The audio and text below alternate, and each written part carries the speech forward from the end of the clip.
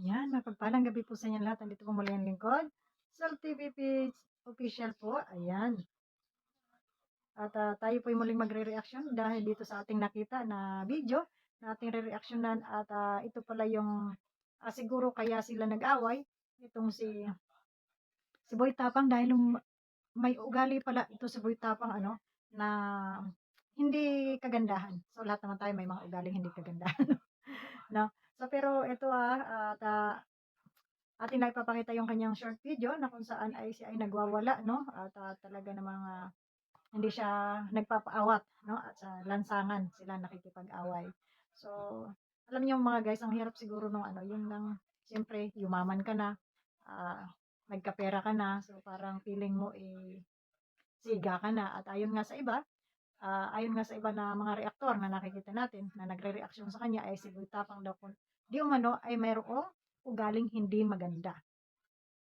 No? At ayon nga dun sa video na pinapakita ni kay Rapi Tulfo, na kung saan ay siya ay nakikitang nagwawala, no? Nagwawala sa kalsada, kaya siguro naman ay baka naman nasaktan niya itong si Cherry White, no? Kaya kumuha ng kutsilyo. At siya ay at saka andun din yung mga video na kung saan ay parang kasiraan ni Cherry White na kanilang binibideo at pinalabas nila sa video, no? So kaya hindi din natin masisi itong si girl na kung siya ay magpatulpo man. Kasi talaga pala namang hindi maganda yung base dun sa aking naunang reaction ay may mga nasa likod pa pala noon na yun nga ang sabi ko nga hindi tayo pwedeng manghusga doon kaya hindi natin alam kung ano yung punot dulo nila. So dito makikita natin sa ating pagtatagni-tagni ng kanilang mga video, makikita natin yung kanilang kung saan ba kung ano yung pinag-ugatan ng kanilang kaguluhan. So, at sila'y humantong sa tulpuhan. So, yun. At nakakalungkot dahil siyempre iniidolo natin to sila ng mga magaganda yung mga napapanood natin sa kanila. Tapos ay may mga ganito palang eksena, no? So, yun talagang wala nga perpektong tao at walang forever. Sabi niya, no? Walang forever, no? At talagang meron talagang mga samot-saring suliranin bawat isa sa atin.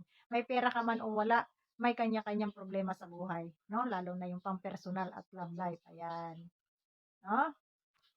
At ito po ating po panoorin, itong pagwawala ni Boy Tapang, no? Sa gitna ng kalsada, no? Kung mahina ka! Alam kong mahina ka, tarantado! Ay, lalaki! Hoy! Oh! Sige, sige. Pre! Huwag mo kong lukuhin sarili mo! Lukuhin mo yung sarili mo! Huwag kami mga bisa! Yan po ang tunay na ugali, no? Ni Boy Tapang. At di umano, ayon dito sa ibang mga nag-reaction dito, ay talagang hindi raw po kaaya-aya. Di umano ang ugali ni Boy Tapang. Hindi rin natin masabi na siya ay masama o siya ay hindi. Siya ay mabuti kasi hindi naman po natin makikilala ang isang tao pag hindi natin nakakasama. Ang hirap lang po kasi bumase lamang sa video kung saan yun lang yung ating napapanood, no? So, hindi po natin makikilala ang isang tao hanggat hindi natin ito nakakasama ng matagal, no? So, kahit mas pinakikilala natin sa katauhan nilang ganyan, malay mo kung puro lang pala maganda ang pinapakita sa kamera, tapos sa likod pala nun ay mayroong ganun. So, ayun. No, wala talagang forever, no? So, ito nga at lumabas ang tunay na kulay at ang tunay na ugali ni Boy Tapang. So, sorry na lang sa magiging girlfriend nito at ito pala may pagka-violente, no? Ayon sa ating nakita dyan sa kanyang video kung saan ay ito'y matatagpuan kay Rapi Tulfo. Ayan. So, yan mga kabayan at hanggang dito na lamang muli. Abangan ang ating susunod na mga maiksing video at pakitapos na lamang po ang ating video. At ito naman po ay maiksi lamang. Maraming salamat and bye-bye. God bless po sa inyo lahat.